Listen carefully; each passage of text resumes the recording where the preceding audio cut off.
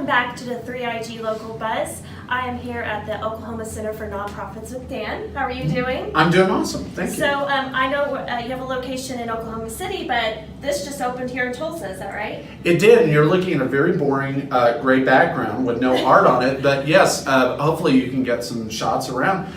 We are now in the Legacy Plaza here in Tulsa, and Legacy Plaza has 11 floors in this building, and there will be 13 floors in the building next to us, and then 3 floors in the building. Wow. On the other side. It was a gift from the Ann and Henry Zero Foundation, so this was completely a gift for us.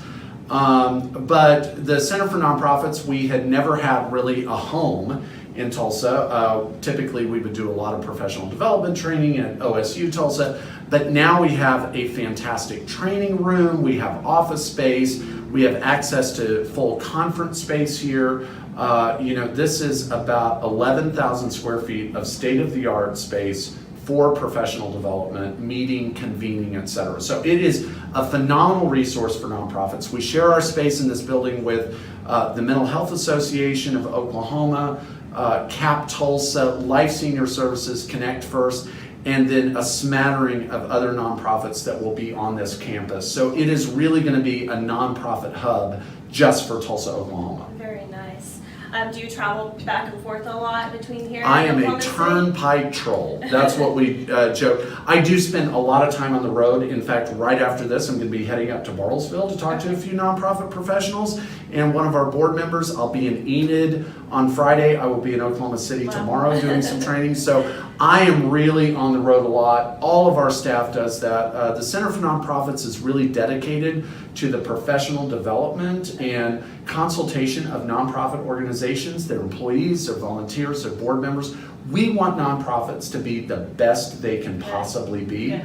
And so as a state association, I think we are able to do that through, everything from having better boards to better fundraising to better marketing and just better program delivery. Because at the end of the day, what we're trying to do is change our communities. And we can really do that well through the nonprofit sector. Good. Do you have any advice for someone that's starting out or? Don't do it. In all seriousness, if you have a dream, if you have a calling to get involved with a nonprofit, I would say the first thing to do is volunteer. Find a way to get your hands in there and work with a nonprofit. You can do that through being on a committee. You can volunteer maybe a whole day, like a Habitat for Humanity project. You could join a board.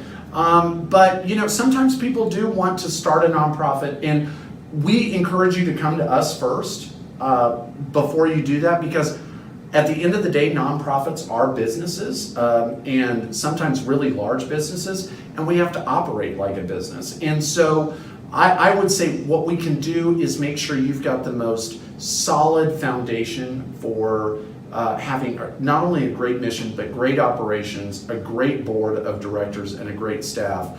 But if you are going to start one, make sure you're not doing something that somebody else is already doing. Because we have a lot of fantastic nonprofits in the state. There are more than 19,000.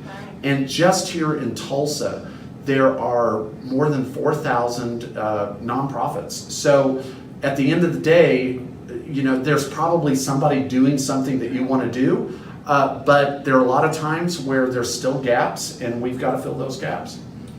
Well, thank you so much for speaking with us today.